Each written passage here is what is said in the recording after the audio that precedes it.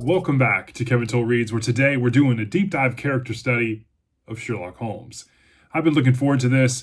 It's timely because we are in the reading event, Holmes is Where the Heart Is, and they are doing various different reading challenges each week, one of them being pastiche novels of Sherlock Holmes' adventures, which I do not own one of those yet.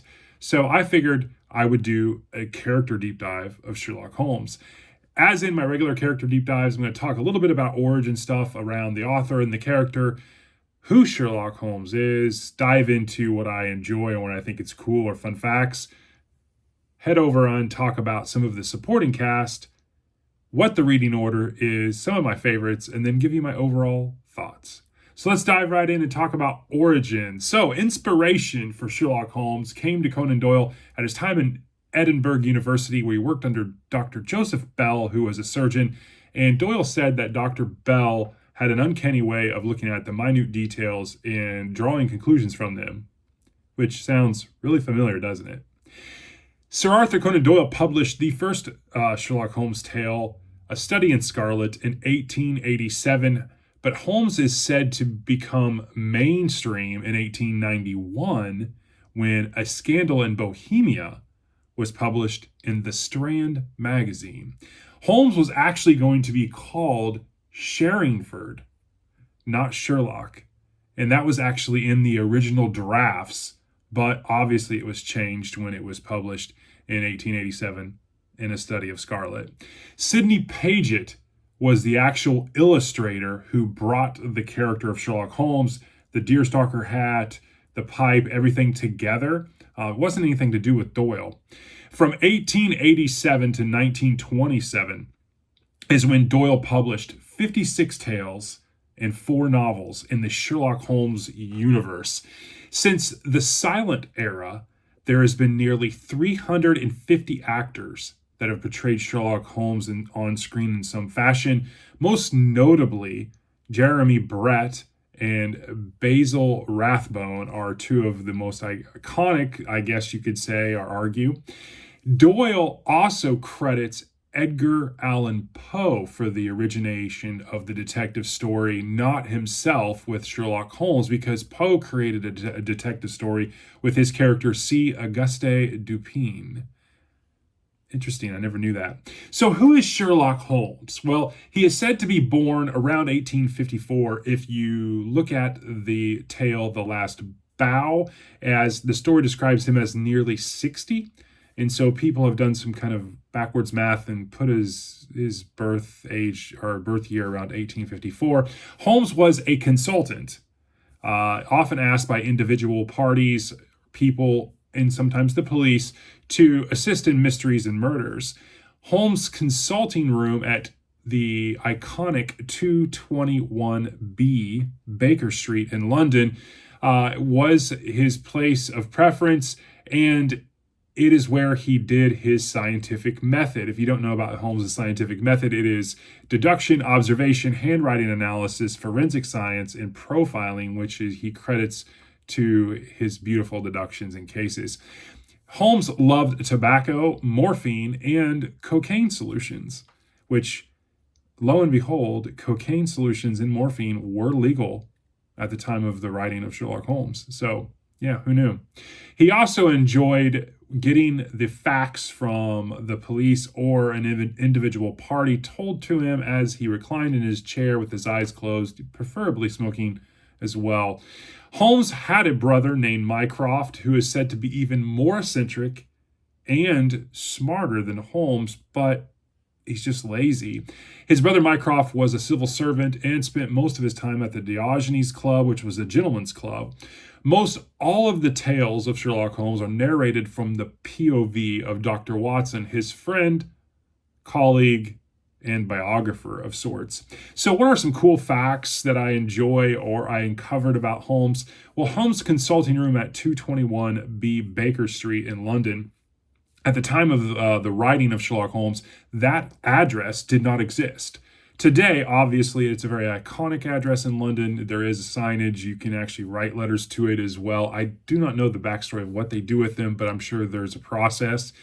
But yeah, at the time of the writing, that address didn't exist. Holmes has gray eyes, which are very uncommon. I thought that was interesting. First Holmes story was published in a Christmas annual called Beaton's in 1887. That was the study in Scarlet. It is estimated that there are over 2,000 pastiche works of short stories or novels that have been written by other authors. Over 25,000 portrayals, which is a Guinness World Record that recognizes Holmes as the most portrayed human fictional character ever. The phrase elementary, my dear Watson, has never been said by Holmes in any of the stories. He has said elementary, he has said my dear Watson, but never together.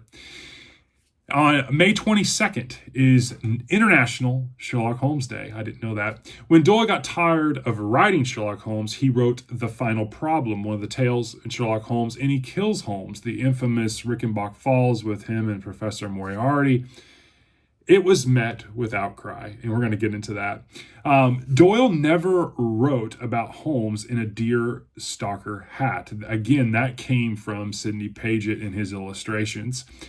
A Study of Scarlet, his first Holmes tale and novel, was written at the age of 27 in under 3 weeks.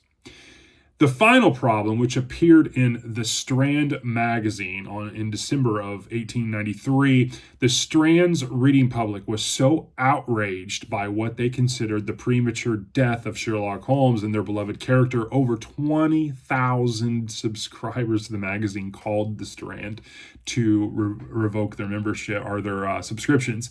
The magazine nearly went under, and forever after that, the Strand's employees considered referred to Holmes's death as the dreadful event. Doyle resisted the public outcry for 8 years before he partook on the return of Sherlock Holmes in The Empty House. Holmes would retire to a small farm in Sussex Downs, and he took up beekeeping. Didn't know that. There are still a large section of individuals, if you poll them, that believe Sherlock Holmes is a real person. I didn't know that either. Sherlock obviously plays the violin, is an expert in hand-to-hand combat, including baritsu, which is a combination of cane fighting and jiu-jitsu. So let's dovetail in and talk about some amazing side characters, because there's obviously one big one, and that's Watson. John H. Watson, by far the biggest supporting character to Holmes. He almost, in my opinion, gives Holmes credibility.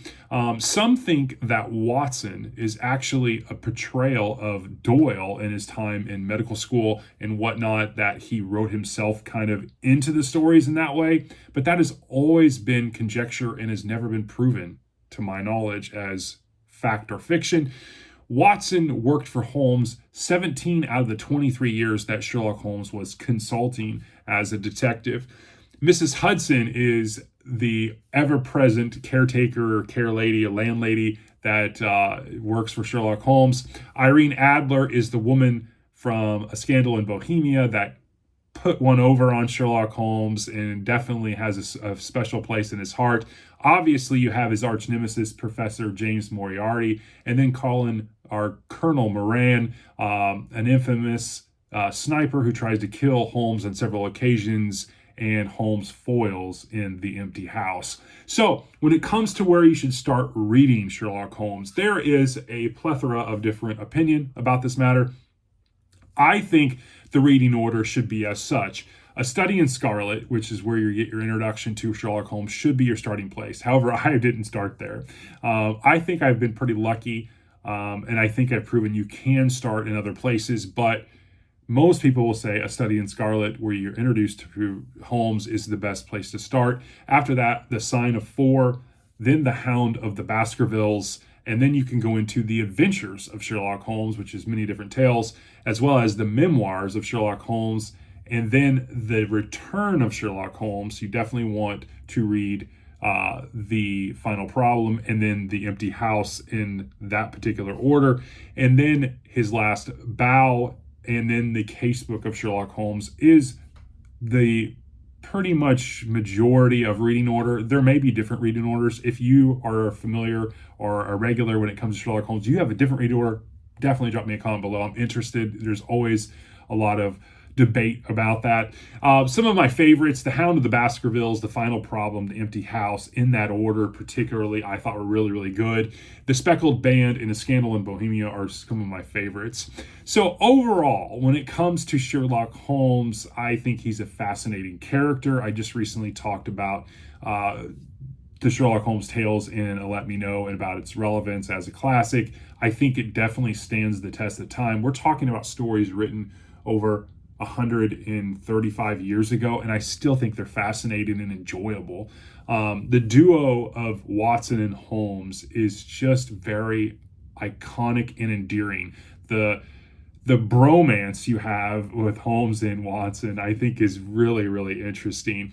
It's obvious with some of the facts around that a number of the pastiche novels, the Guinness record, that Holmes has staying power. The fact that, he's been portrayed so much, there's been movies for many, many, decades about Holmes. It just goes to show you what an iconic character he is and how he has relevance and staying power.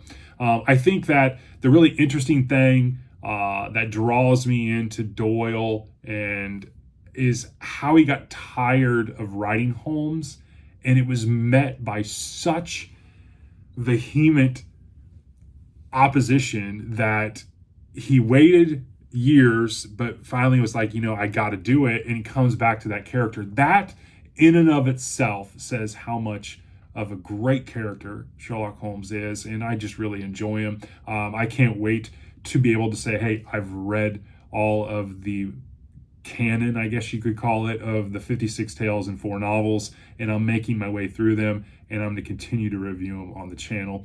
Sherlock Holmes is a great character. I highly suggest you read it. If you are an avid reader, you have some favorites that you want to mention below, or again, if you have a specific opposition to what I suggest the reading order is, and you have a different of opinion, I would love to hear that as well. Drop me a comment below, and I hope you enjoy this video, and I will talk to you all on the next one. Thanks.